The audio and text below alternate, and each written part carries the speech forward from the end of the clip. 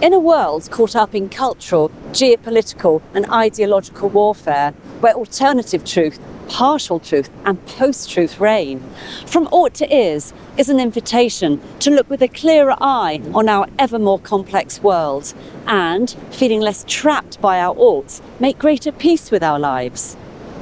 How we resolve this tension and walk that bridge between our oughts and what is, our wiring and our reality, will not only bring ease to the places where we long for change, it will become our signature tune in life.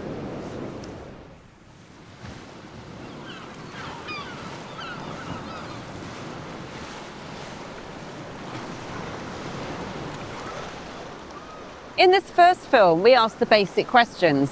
What do we mean by ought and is? And why does understanding the difference between them matter?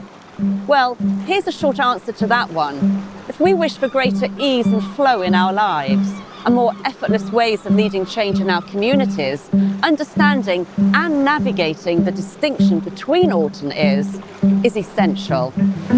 Let's start with definitions.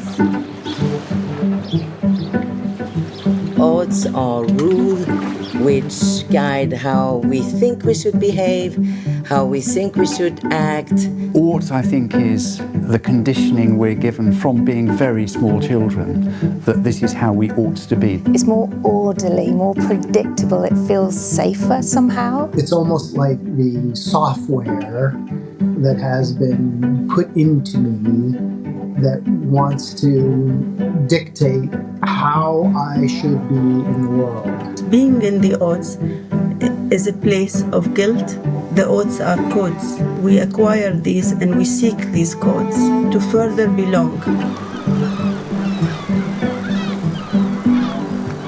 Ease is focused on the present, not the past or the future. Is actually what we are. It has been about listening to those inner voices that are ordinarily, I think, really telling the truth, telling the reality of what's on the ground versus what I have come to believe is the case. There's a constant dance and interplay between the oughts and the is, a questioning. The gap is how you define the difference, where we are versus where we meet others. The way I think about it is ought is a beautiful world and is a real world.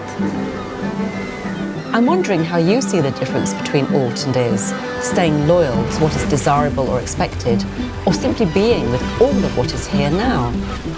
Here's my summary. Our oughts are the instructional codes we carry within us that run our life, how I ought to be or how the situation ought to be.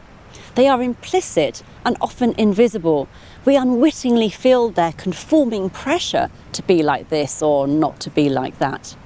They are inherited from relational systems dear to us, maybe a political or professional or religious affiliation, a cultural or national ideology, at their most primal, our family and ancestral realm.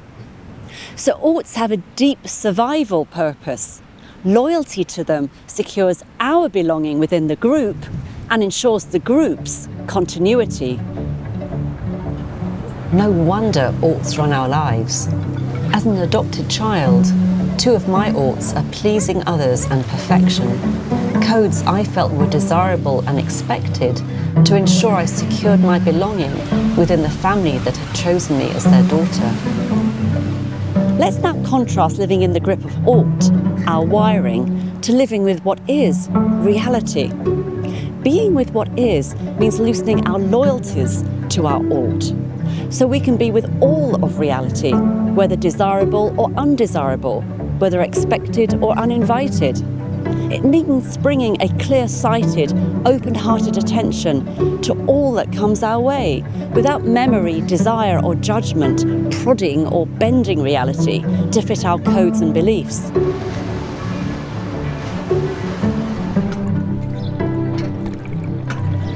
Here's the central paradox. The more we seek, face and accept all reality, the greater our capacity to change it. Whereas oughts put reality at a distance, sow division between ideological groupings and harden the ground, being with what is invites curiosity, a much bigger we, and choice. So can we all learn to make that journey from our oughts towards what is? a vital task in changing landscapes where the emphasis has to be on the quality of our attention, not on being right. To truly break free of our patterns, we need to learn how to unbelong to these deep codes that govern our life, even at the cost of feeling guilty, lonely, and outcast. The prize is, for sure, a life lived with greater ease.